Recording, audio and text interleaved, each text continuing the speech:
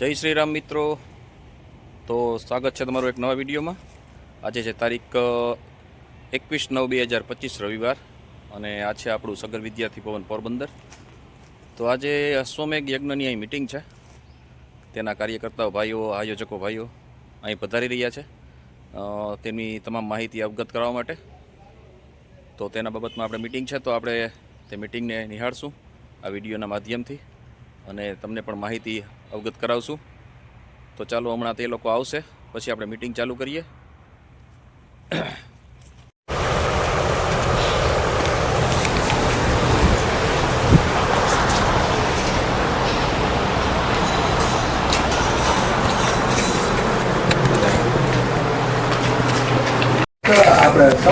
આર્ય રાજભાઈને બધું પૂછી લ્યો એટલે એ તમને એનો જવાબ આવી જ જશે. પેલા સ્ટાર્ટિંગ કરી દો રાજભાઈ, એટલે તમારું.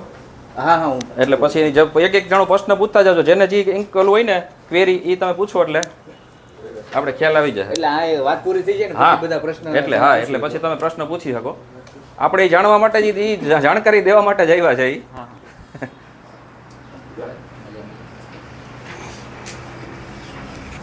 શું કે મોટભાઈ? રામ લઈ લ્યો ખુરચી હોય તો ત્યાં. હા રે ખુરચી લઈ. કેમ છે સાહેબ?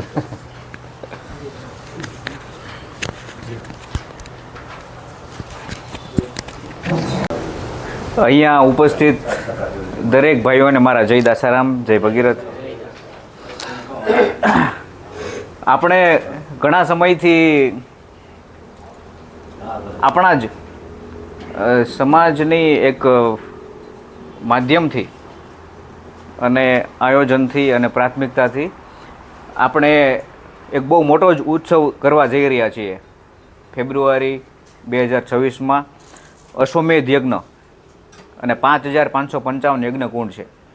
આપણે સોશિયલ મીડિયામાં તે લાંબા ટાઈમથી જોતા હશું કે ભાઈ આવો એક ઉત્સવ થવાનો છે, અને એની અંદર આપણે 5555 યજ્ઞકુંડ સાથે શ્રીમદ ભાગવત કથા અને ભારત ભ્રમણ યાત્રા, આવા 3 ઉત્સવો જોડાયેલા છે.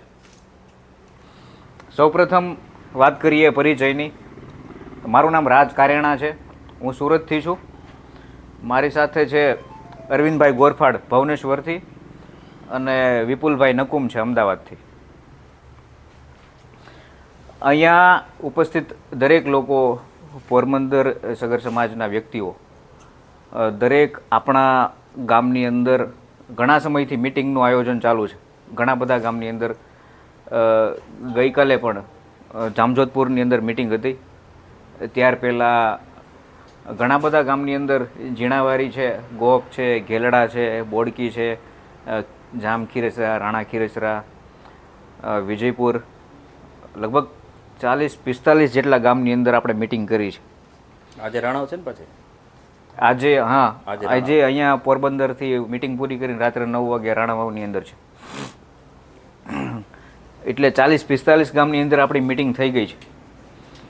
તો મિટિંગનો એજન્ડા એ છે કે આપણે અશ્વમેધ યજ્ઞ જે કરવા જઈ રહ્યા છીએ, આ અશ્વમેધ યજ્ઞ આપણે શા માટે કરીએ છીએ, અશ્વમેધ યજ્ઞ છે એ શું છે, અને અશ્વમેધ યજ્ઞની અંદર આપણે કઈ રીતે ઇન્વોલ્વ થવાનું છે, એ માટે જ આપણો એક એજન્ડા ખાસ છે કે ભાઈ મારે આ ઉત્સવની અંદર કઈ રીતે જોડાવાનું છે, અને આ ઉત્સવ શા માટે થઈ રહ્યો છે. તો અશ્વમેધ યજ્ઞ વિશે આપણને સામાન્ય સમજણ એ છે, આપણે કદાચ રામાયણ મહાભારતમાં જોયું છે અશ્વમેધ યજ્ઞ વિશે, કે કથાની અંદર ક્યાંય સાંભળેલું હશે કે ભાઈ અશ્વમેધ યજ્ઞ શું હોય કે ભાઈ એક રાજા હોય એ એક અશ્વને છૂટો મૂકે. એ રાજા અશ્વને છૂટો મૂકે, આખી પૃથ્વી ઉપર અશ્વને ફેરવે. બીજો કોઈ રાજા હોય એને પકડે તો એની સામે યુદ્ધ કરવાનું, એની સામે લડાઈ કરવાની. આવી આપણને ખબર છે કે ભાઈ આવી રીતનો અશ્વમેધ યજ્ઞ થતો. એમ આ અશ્વમેધ યજ્ઞ જે કરતા એનું પરિણામ શું હોય કે ભાઈ મારે મારા વિસ્તારનું, મારે મારા સામ્રાજ્યનો વિસ્તાર કરવો છે, મારે મારું રજવાડું છે એને મોટું કરવું છે. અને બીજી વાત કે ભાઈ બીજો જે વ્યક્તિ છે એ મારા છત્રની નીચે આવવો પડે. બરાબર છે? બીજો કોઈ રાજા છે, બીજું કોઈ રાજ્ય છે તો એ પણ મારી અંદરમાં આવવું પડે. આવી આપણને ખબર છે કે આવી રીતે અશ્વમેધ યજ્ઞ થતો જે તે સમયની અંદર. પરંતુ દરેક સમયે દરેક રાજાઓએ કરેલા અશ્વમેધ યજ્ઞના હેતુઓ અલગ અલગ હતા, જે શાસ્ત્રોની અંદર બતાવ્યા છે. હવે અશ્વમેધ યજ્ઞ કોણ કરી શકે? અશ્વમેધ યજ્ઞ એ જ વ્યક્તિ કરી શકે જે ચક્રવર્તી સમ્રાટ હોય, જેનું આખી પૃથ્વી ઉપર સામ્રાજ્ય હોય, એ જ વ્યક્તિ છે તે અશ્વમેધ યજ્ઞ કરી શકે. હવે સામ્રાજ્યની સાથે સાથે જે વ્યક્તિ પાસે શ્રેષ્ઠ વિચારો હોય, સૌથી સારા વિચારો હોય અને આખી દુનિયા, આખી પૃથ્વી ઉપર દરેક દેશના લોકો એનું અનુસરણ કરે એવા વિચારો જે વ્યક્તિ પાસે હોય, એ જ વ્યક્તિ અશ્વમેધ યજ્ઞ કરી શકે. આ શાસ્ત્રોની અંદર અશ્વમેધ યજ્ઞનો પર્યાય બતાવ્યો છે. રાજાઓએ અશ્વમેધ યજ્ઞ કરેલા છે, બ્રાહ્મણોએ પણ અશ્વમેધ યજ્ઞ કરેલા છે. એટલા માટે અશ્વમેધ યજ્ઞ છે એ રાષ્ટ્ર કલ્યાણ માટેનો અશ્વમેધ યજ્ઞ છે. આપણે ઘરમાં યજ્ઞ કરેલા છે, કુટુંબમાં કરેલા છે, સમાજમાં યજ્ઞ કરેલા છે. આ બધા યજ્ઞોની અંદર વ્યક્તિનો વિકાસ થાય, કુટુંબનો વિકાસ થાય, સમાજનો વિકાસ થાય, એ એનું મૂળ હોય છે. પરંતુ આ બધાની સાથે સાથે જેના રાષ્ટ્ર કલ્યાણ થાય, જેનું રાષ્ટ્રહિત થાય એવો કોઈ યજ્ઞ હોય તો એ છે અશ્વમેધ યજ્ઞ. અને યજુર્વેદની અંદર પણ લખેલું છે કે ભાઈ સૌથી મોટો યજ્ઞ, જેને યજ્ઞનો રાજા કહી શકાય, એ એટલે અશ્વમેધ યજ્ઞ છે. એટલા માટે જ અશ્વમેધને યજ્ઞનો રાજા કહેવામાં આવ્યો છે. અશ્વમેધ યજ્ઞ 5555 યજ્ઞ કુંડ છે. શું છે તો અહીંયા જે આયોજક ટીમ છે, અમે એવું નક્કી કર્યું કે ભાઈ સૌથી મોટું ધાર્મિક અનુષ્ઠાન આપણે કરવું છે. એ ધાર્મિક અનુષ્ઠાન કેવું હોવું જોઈએ કે જેની અંદર આખો દેશ જોડાય, દરેક સમાજ જોડાય અને આખી પૃથ્વી પરના લોકો આપણી સાથે જોડાય. એવું મોટું ધાર્મિક અનુષ્ઠાન કરવું હોય તો એ કોઈ યજ્ઞ છે તે ઘર ઉપર થતો હોય, ઘર માટે થતો હોય, કુટુંબ માટે થતો હોય કે સમાજ માટે થતો હોય, પરંતુ આખા રાષ્ટ્ર કલ્યાણનું થાય હિત. એટલા માટે જ આપણે અશ્વમેધ યજ્ઞનું સિલેક્શન કર્યું છે. અશ્વમેધ યજ્ઞ છે એ સાંસ્કૃતિક દ્રષ્ટિએ, ઐતિહાસિક દ્રષ્ટિએ, શાસ્ત્રીય દ્રષ્ટિએ, જ્યોતિષ શાસ્ત્રની દ્રષ્ટિએ, દરેક રીતે વૈજ્ઞાનિક દ્રષ્ટિએ પણ પુરવાર થાય છે. હવે આપણને ખબર છે કે વિજ્ઞાન છે ને, વિજ્ઞાન કોઈ પણ વસ્તુને સાબિત કર્યા વિના કોઈ પણ વસ્તુ માનતી નથી. વિજ્ઞાન કોઈ પણ વસ્તુ માટે પ્રયોગ કરે, એનું પ્રમાણ ગોતે, ત્યારે જ વિજ્ઞાન એને સ્વીકારે. તો વૈજ્ઞાનિકોએ શું કર્યું આપણી ધાર્મિક ક્રિયાઓ પર કે આનું રીઝન શું છે એમ યજ્ઞ વિશે જાણવા માટે? તો એમણે એક પ્રયોગ કર્યો. અહીંયા એક વ્યક્તિને બેસાડ્યો, એની પાસે લાકડા સળગાવીને અહીંયા બેસાડ્યો. અહીંયા બીજા વ્યક્તિને બેસાડ્યો કે જે એ વ્યક્તિને જે લાકડા સળગાવીને બેસાડ્યો એ જ, પરંતુ આ લાકડા છે એ યજ્ઞકુંડની અંદર હતા. એ જ લાકડા છે પણ આ લાકડા યજ્ઞકુંડની અંદર હતા. પરિણામ આ બેની અંદર શું જોવા મળ્યો કે જ્યારે અહીંયા આ વ્યક્તિ બેઠો હતો એની પહેલાં પણ એ વ્યક્તિની અંદર કાંઈ પણ પરિવર્તન આવતું નથી. જ્યારે બેઠો હતો તે વખતે પણ ન આવ્યું અને ત્યાર પછી આ જે અગ્નિ પૂરી થઈ ત્યારે પણ કાંઈ પરિવર્તન ન આવ્યું. જ્યારે અહીંયા જે બેઠેલો વ્યક્તિ છે એ અહીંયા બેઠા પહેલાં પણ એની અંદર પરિવર્તન હતો, જ્યારે બેઠો હતો ત્યારે પણ પરિવર્તન આવ્યો અને એ આ જે આહુતિ પૂરી થઈ ત્યાર પછી પણ એની અંદર કેવો પરિવર્તન આવ્યો, એ વ્યક્તિની અંદર પરિવર્તન આવ્યો. અહીંયા જે ધુવાડો થતો હતો અગ્નિનો, આ વાતાવરણની અંદર પણ પરિણામ આવ્યો. જ્યારે અહીંયા કાંઈ પણ આ વ્યક્તિની અંદર ફેરફાર નથી આવતો, આ વાતાવરણની અંદર પણ કાંઈ ફેરફાર નથી. કારણ શું? કેમ કે અહીંયા જે વ્યક્તિ બેઠેલો હતો એ યજ્ઞકુંડની અંદર આહુતિ આપતો હતો. અહીંયા સંસ્કૃતના શ્લોકોનું, વેદોનું મંત્રોચ્ચારણ થતું હતું. એટલા માટે આ યજમાન દંપતીની અંદર આંતરિક રીતે શક્તિઓ વધી, સમૃદ્ધિ વધી અને આ વાતાવરણ પણ બદલાઈ ગયું. આ વિજ્ઞાન સાબિત કરે છે કે યજ્ઞનું આટલું બધું મહત્વ છે. એ જ અશ્વમેધ યજ્ઞનું આટલું બધું મહત્વ છે. માટે આપણે જે અશ્વમેધ યજ્ઞ કરવા જઈ રહ્યા છીએ એ બિલકુલ શાસ્ત્રીય દ્રષ્ટિએ કરવા જઈ રહ્યા છીએ. રામ જેણે અશ્વમેધ યજ્ઞ કર્યો, કૃષ્ણએ અશ્વમેધ યજ્ઞ કર્યો, સગર રાજાએ જે અશ્વમેધ યજ્ઞ કર્યો, એ જ પદ્ધતિથી આપણો અશ્વમેધ યજ્ઞ થવાનો છે. એટલા માટે આપણે અશ્વમેધ યજ્ઞની અંદર ઘણી બધી વાતો કીધેલી છે કે જે આપણે અનુસરી છે. હવે અશ્વમેધ યજ્ઞ માટે કીધું છે કે ભાઈ તમારે અશ્વમેધ યજ્ઞ કરવાવાળા વ્યક્તિને એક અશ્વ છોડવો પડે. એનો નિયમ છે અશ્વમેધ યજ્ઞ કરવા પહેલાં. હવે આપણને ખબર છે કે અત્યારે લોકશાહી છે, પ્રજા જ રાજા છે. આપણે અશ્વ છોડીને કોઈ સાથે યુદ્ધ કરવા જવું, લડાઈ કરવા જવું પોસિબલ નથી અત્યારે, એવું કરાય પણ નહીં. ત્યારે શાસ્ત્રોની અંદર લખ્યું છે કે તમે એક એવો અશ્વ બનાવો જે દરેક તીર્થસ્થળ ઉપર જાય, એટલા માટે આપણે અશ્વમેધ યજ્ઞની પહેલાં ભારત ભ્રમણ યાત્રાનું આયોજન છે. આ લિફલેટમાં લખ્યું છે, આપણે વાંચ્યું છે. અને ખૂબ જ અહીંયા બેઠેલા વ્યક્તિઓ ભાગ્યશાળી છે કે અહીંયા જે દાસારામ બાપાનું મંદિર છે ઝારેરા, ત્યાંથી જ આ યાત્રાની પ્રસ્થાન થવાનું છે. આપણે 10,000 કિલોમીટરની આપણી યાત્રા છે, 21 દિવસ માટે. આખો આપણો અશ્વ છે આખા દેશની અંદર ફરવાનો છે. ત્યાર પછી 21 દિવસ પછી આપણા યજ્ઞ સ્થળ ઉપર જામનગર પહોંચશે. તો એ દૃષ્ટિએ પણ આપણો અશ્વમેધ યજ્ઞ છે એ યથાર્થ છે. બીજી વસ્તુ, અશ્વમેધ યજ્ઞ કરતી વ્યક્તિને, એ યજમાન દંપતીને, એ કુટુંબને અશ્વમેધ યજ્ઞના દરમિયાન એને શાસ્ત્રના વિચારો, વૈદિક વિચારો, સંસ્કૃતના શ્લોકોનું શ્રવણ થવું જરૂરી છે. એનું વાગોળવા જરૂરી છે. એ વાતાવરણમાં રહેવું જરૂરી છે. તો એના માટે આપણી પાસે શું છે? એના માટે આપણી પાસે છે શ્રીમદ ભાગવત કથા, જે અશ્વમેધ યજ્ઞની સાથે સાથે છે. 9 દિવસની આપણી ભાગવત કથા છે. એની પહેલાં આપણી ભારત ભ્રમણ યાત્રા છે. એટલે અશ્વમેધ યજ્ઞની જે સાચી પ્રક્રિયા છે એ જ લઈને આપણે આખું આયોજન કરેલું છે. એટલા માટે જ દરેક સમાજ આની અંદર જોડાયેલો છે. 200થી વધારે NRI કપલ, યજમાનો જે વિદેશમાં રહે છે એ યજમાન તરીકે જોડાયેલા છે. 24થી વધારે દેશના લોકો આની સાથે જોડાયેલા છે. 20થી વધારે રાજ્યના લોકો આપણી પાસે જોડાયેલા છે જે યજમાન તરીકે છે આની અંદર. તો એ માટે પણ આપણો અશ્વમેધ યજ્ઞ બિલકુલ યથાર્થ છે. આખા દેશ દુનિયામાંથી વ્યક્તિ આ અશ્વમેધ યજ્ઞમાં અશ્વમેધ યજ્ઞમાં હાજર હોવો જોઈએ એવું શાસ્ત્રોમાં કીધેલું છે. તો આ ઉત્સવ ફક્ત જામનગર, દેવભૂમિ દ્વારકા કે પોરબંદર જિલ્લા પૂરતો સીમિત નથી. આ ઉત્સવ છે એ આખા ભારત અને વિશ્વ ફલક ઉપર થવા જઈ રહ્યો છે. એટલા માટે જ અશ્વમેધ યજ્ઞનું મહત્વ છે. હવે વાત કરીએ આની અંદર આપણે જે પદ્ધતિથી જોડાવાનું છે. આની અંદર આપણે ફી લખેલી છે એક, રાજસીભાઈ 21,000 ફી લખી છે એક યજ્ઞકુંડમાં બેસવાની. હવે આ ફી છે ને એ ટોકન સ્વરૂપ છે. આ ફી કોઈ પૈસાની ઉઘરાણી નથી કે પૈસા ભેગા કરવા માટે નથી. આ ટોકન સ્વરૂપ છે. એ હું તમને સમજાવું. હવે 9 દિવસનો આપણો આખો ઉત્સવ છે. 9 દિવસ આપણો યજ્ઞ ચાલવાનો છે. તો 9 દિવસ યજમાન દંપતીને રહેવા માટે, જમવા માટે અને કથામાં બેસવા માટે અલગથી વ્યવસ્થા છે. તમને 9 દિવસ રહેવા માટે 5,555 યજ્ઞકુંડ છે. તો એની સામે આપણે 5,555 ટેન્ટ નાખવાના છીએ.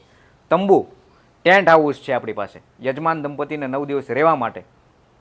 સાથે સાથે આની અંદર યજ્ઞની અંદર જેટલી પણ આહુતિ આપવાની છે એ જ મહત્વની છે. જેટલી પણ પવિત્ર નદીઓ છે આખા દેશની, એ દરેક નદીઓના જળ, દરેક સમુદ્રના જળ, દરેક પવિત્ર વનસ્પતિઓના લાકડાઓ, એના પદાર્થ, એના દ્રવ્ય, આ જેટલી પણ આહુતિ આપવાની છે, દરરોજ આહુતિ આપવાની છે, એ બધી વસ્તુ પણ આ 21,000 ફીની અંદર આવી જાય છે. તમારે આહુતિ આપવા માટે કાંઈ પણ વસ્તુ ઘરેથી લાવવાની નથી. એટલા માટે આપણને વિચારી શકીએ કે ભાઈ આપણે ઘરે તે કોઈ યજ્ઞ કરવાનો હોય તો આપણને કેટલો ખર્ચો આવી જાય. જ્યારે આ યજ્ઞ આપણે 9 દિવસ બેસવાનું છે આપણે આની અંદર, અને 21,000 ફીની અંદર. એટલે માટે જ 21,000 છે એ ટોકન સ્વરૂપ છે.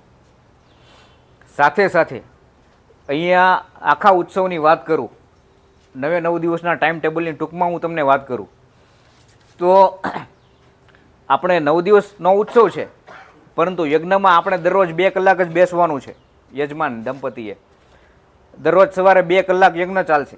ત્યાર પછી ભાગવત કથા છે બપોર સુધીની. ત્યાર પછી મેં જેમ કીધું કે આખો આપણો ઉત્સવ છે વિશ્વ ફલક ઉપરનો છે. એટલા માટે દરેક રાજ્યના જેટલા પણ રાજ્યો છે એ દરેક રાજ્યના સાંસ્કૃતિક કાર્યક્રમો છે. એ સાંસ્કૃતિક કાર્યક્રમની ઝાંખી થાય એવા અલગ અલગ પરફોર્મન્સ છે. ત્યાર પછી જેટલા પણ ધર્મ સંપ્રદાય છે આખા દેશના, સ્વાધ્યાય પરિવાર હોય કે સ્વામિનારાયણ સંપ્રદાય હોય, ઇસ્કોન હોય કે બ્રહ્માકુમારી હોય, જેટલા પણ પ્રખ્યાત આખા દેશના ધર્મ સંસ્થાઓ છે, એ દરેક ધર્મ સંસ્થાઓની અલગ અલગ એક દિવસ સુધી ધર્મસભાઓ છે. ત્યાર પછી આપણી પાસે રાત્રિના અલગ કાર્યક્રમો છે. અને જે ભારત ભ્રમણ યાત્રાની વાત કરી એ અહીંથી ઝારેરાથી શરૂ થવાની છે, આખા દેશમાં ફરવાની છે 21 દિવસ માટે. એની ફી 51,000 રૂપિયા છે એક વ્યક્તિની. એમાં 300 જણા લિમિટ છે, 300 જણાને લઈ જવાના છે. 200 જેટલા રજિસ્ટ્રેશન થઈ ગયું છે. એની અંદર રહેવાની જમવાની સુવિધા સાથે મેડિકલ ટીમ, ડૉક્ટર નર્સની ટીમ સાથે હશે, સિક્યુરિટી ટીમ સાથે છે. આખી યાત્રા લાઈવ થવાની છે. 10 એસી બસ છે, સ્લીપર કોચ. આવી રીતે આપણી યાત્રા છે. અને સાથે સાથે આપણો એક અશ્વનો રથ હશે જે આવી રીતે ફરવાનો છે દરેક તીર્થ સ્થળો ઉપર. તો આવો આપણો ઉત્સવ છે. આની અંદર આપણે જોડાવવું છે. અહીંયા પોરબંદર સગર સમાજના દરેક વ્યક્તિઓ પાસે અમે ફંડ ફાળો માટે આવ્યા નથી. કોઈ પણ જગ્યાએ ફંડ ફાળો કર્યો નથી, કરવાનો પણ નથી. કોઈ પણ ગામ પાસે નથી કર્યો, કોઈ પણ ગામ પાસે કરવાનો નથી. અમારો ફંડ ફાળો એ જ છે કે અહીંયા ઉપસ્થિત લોકો, પોરબંદર સગર સમાજના લોકો આની અંદર યજમાન તરીકે જોડાવો. તમે આની અંદર આ યજ્ઞની અંદર આહુતિ આપવા આવો. કેમ કે પોરબંદર સગર સમાજના લોકો અહીંયા ઉપસ્થિત છે, એમને વધારે કંઈ વાત નહીં, પરંતુ યજમાન તરીકે આપણે જોડાવવું છે. આની અંદર આહુતિ આપવા આવી છે. સાથે સાથે આ 21,001 યજ્ઞકુંડની ફી છે. પરંતુ તમે 2 ભાઈ હોય કે 4 ભાઈ હોય કે 5 ભાઈ હોય, દરેક ભાઈઓ એક યજ્ઞકુંડ ઉપર તમે બેસી શકો છો. 2 દિવસ એક ભાઈ બેસે, 2 દિવસ બીજા ભાઈ બેસે, તો એ પણ સિસ્ટમ છે. એના દરેક ઋષિમુનિઓ, દરેક સંતો, દરેક આશ્રમો, દરેક CMથી PM સુધી દરેક વ્યક્તિઓ આપણા ઉત્સવની અંદર આવવાના છે. આપણે 55 યજ્ઞકુંડ છે, એ એક વર્લ્ડ રેકોર્ડ છે. આટલા બધા દંપતીઓ એક સાથે આહુતિ આપવાના છે 9 દિવસ, એ એક વર્લ્ડ રેકોર્ડ છે આપણો. 11 લાખ આહુતિઓ પડવાની છે, એ આપણો એક વર્લ્ડ રેકોર્ડ છે. ટોટલ 9 દિવસની અંદર 21 વર્લ્ડ રેકોર્ડ રજીસ્ટર કરાવ્યા છે અમે. ને આપણે જઈએ 7 દિવસને આપણો ભાગવત સપ્તાહ સાંભળીએ અને ખખેરીને વયા આવીએ, એનો કોઈ મતલબ છે નહીં ભાઈ. બરાબર. 9મા સ્કંદમાં આપણા સગરકુળનું આખું વર્ણન આવે છે. જો તમે એને ડિટેલમાં વાંચો ને તો ખબર પડે કે સગર કોણ હતા, કેવા એને કામ કર્યા. 9મો સ્કંદ છે ને સ્પેશિયલ ભાગવતની અંદર આપણા કુળની અંદર આખો કુળનો એમાં બતાવ્યો છે. બરાબર. અને આપણો સગરવંશ જોઈએ તો વાલ્મીકી, તમે રામાયણ વાંચો, બરાબર, કે વાલ્મીકી રામાયણમાં શું લખ્યું છે, આખો એનો ઇતિહાસ જે છે આપણા સગર કુળનો જોવો તમે. બરાબર. સગર એટલે શ્રેષ્ઠ, તેજસ્વી, અસ્મિતાયુક્ત આ આપણો સગર કુળ છે. પણ એ છે આપણામાં, આપણો આમનું વર્તન, આપણે ચાલ જોઈએ ને તો જ આપણને માણસ ઓળખી જવો જોઈએ બીજી જ્ઞાતિનો કે એને આ સગર કુળનો યુવાન જાય છે, સગર કુળનો છે ને આ માણસ જાય છે, એ સગર કુળમાં જન્મેલો છે. આપણી પ્રતિભા જોઈ, બરાબર, આપણી અસ્મિતા જોઈ અને બીજા છે ને અંજાઈ જવા જોઈએ. આવું જીવન આપણા કુળના છે ને બધા જોયા, જીવાતા. બરાબર.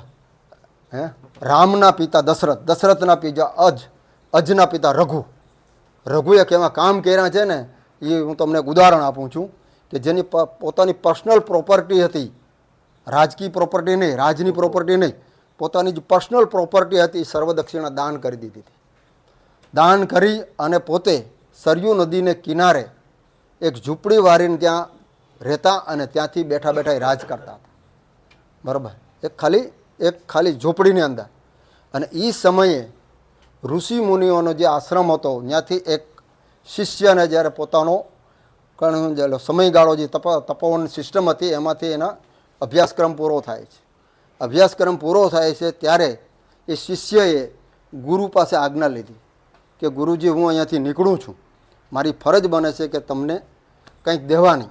હું અહીંયા 25 વર્ષ સુધી, 25 વર્ષ નહીં પણ કેટલા 18 વર્ષ, કારણ કે 7મે વર્ષે એને પેલી યજ્ઞોપવિત સંસ્કાર થતા અને કરવામાં આવતા વિદ્યાર્થીને. હવે એની 17 વર્ષની અભ્યાસ કર્યો ત્યાર પછી તે નીકળતો હતો ત્યારે એને ગુરુને કીધું કે હું તમને શું આપી શકું કે જેથી કરી અને તપોવન જે છે સિસ્ટમ જે છે બરાબર હાલે અને મારો કંઈક એમાં ફાળો થાય. ત્યારે એને ગુરુએ એને કીધું કે 14 કરોડ સોના મોરની જરૂર છે, 14 કરોડ સોના મોરની મારે જરૂર છે આ સિસ્ટમ બધી તપોવન ચલાવવા માટે. ત્યારે શિષ્યએ કીધું કે સારું ગુરુજી, હું પ્રયત્ન કરીશ. હવે એના પાસે કાંઈ નહોતું, એના મા બાપ ગરીબ હતા, કાંઈ હતું નહીં. એ વિચારમાં પડી ગયો કે હવે આ 14 કરોડ સોનામારો મારે લાવવી ક્યાંથી. બરાબર. એ હાલતો ગયો, બધાને પૂછતો ગયો કે મને કોણ આપશે. ઘણા રાજાઓને મળ્યો પણ બધાએ ના પાડી દીધી કે ભાઈ શક્ય નથી. એક ભાઈ એને સલાહ આપી, તું રઘુ રાજા પાસે આવે, એ સિવાય તારો ઉદ્ધાર નથી. એ હાલતો હાલતો છે રઘુ રાજા પાસે ગયો. રઘુ રાજાને જોયા નહીં કે એ તો એક ઝૂંપડી વાળીને સરયુ નદીને કિનારે બેઠા છે અને ત્યાંથી રાજ ચલાવે છે અને આ મને શું આપી દેવાનો હતો, બરાબર. જે પોતે જે છે પોતાની પર્સનલ પ્રોપર્ટી સર્વ દક્ષિણા દાન કરી દીધી છે, આ મને શું આપવાનો છે, બરાબર. ઋષિ પુત્ર હતો, બ્રાહ્મણનો દીકરો હતો, બરાબર. એટલે પહેલાં તો એના પગ ધોયા નહીં, સીધે સીધું એમ નહીં, બરાબર. આ પરંપરા છે આપણામાં વહી આવે કે એના બ્રાહ્મણના દીકરાના પગ ધોયા, બરાબર. આસન આપ્યું, બેસાડ્યો, પાણી આપ્યું. એ પછી એને પૂછ્યું કે આવવાનું તમારું પ્રયોજન શું છે. ત્યારે એને કીધું કે રઘુરાજા હું આ કામ માટે આવ્યો છું. તો કે કાંઈ વાંધો નહીં, બરાબર, તારે અહીંયા થોડો રોકાવું પડશે, એક રાત રોકાવું પડશે. કાંઈ વાંધો નહીં, રોકાઈશ, બરાબર. હવે આ વાતની ખબર તરત, બરાબર, કુબેરને પડી કે રઘુ રાજાએ આને વચન આપ્યું છે કે 14 કરોડ સોના મોર મારે આને આપવી છે, બરાબર. આટલી એની પ્રતિભા હતી રઘુની, બરાબર. રઘુએ રાત હજી કાંઈ એની કર્યું જ નહોતું રઘુએ, પણ રાત એક ગઈ અને ત્યાં 14 કરોડનો ઢગલો થઈ ગયેલો સવારે, બરાબર. અને એ રઘુ રાજાએ સીધું અને કીધું કે ભાઈ આ બધી તું લઈ જા. તો કને મારે 14 કરોડ જ જોઈએ. તો કને આ જેટલી છે એટલી બધી લઈ જાય, બરાબર. તો કને ભાઈ એટલી બધી મારે નથી જોતી. ઘણી આનાકાની કરી, પણ છતાં રઘુરાજે એક દામડી પણ એમાંથી રાખી નહીં અને 42 આપી દીધી. જો એની પ્રતિભા કેટલી, મારું કહેવાનું ઉદાહરણ એટલું છે કે એને કાંઈ ન કરવું પડ્યું, બરાબર, રઘુ રાજાને. છતાં કુબેર રાજાએ એને અહીંયા સવારે એટલો ઢગલો કરી દીધો. આટલો ધર્મનિષ્ઠ, કર્તવ્યનિષ્ઠ, બરાબર, આપણો સગર કુળ હતો. એને એટલીમાં જો પરિવર્તન ન આવે, ચેન્જ ન આવે, બરાબર, તો એનો કોઈ મતલબ નથી. એટલે આપણામાં જે છે ને, હા, એ ચેન્જ લાવવો છે ને એ જરૂરી છે. તો જ આપણામાં જે છે ને ઉજ્જવળતા આવે, હે નિષ્ઠા આવે. Thank you. અત્યારે છે ને જેને નામ નોંધાવવું હોય અત્યારે પૈસા કોઈની પાસેથી લેવાના નથી. અત્યારે ખાલી નામની નોંધણી જ થાય છે, જ્યારે કોઈની પાસેથી લેવાના નથી. હું અઠવાડિયા પછી કહી શકીશ, કારણ કે મારે એક બીજી તારીખ, જે આ જ તારીખની અંદર તારીખ આવશે તો પ્રોબ્લેમ થશે. ના ના કાંઈ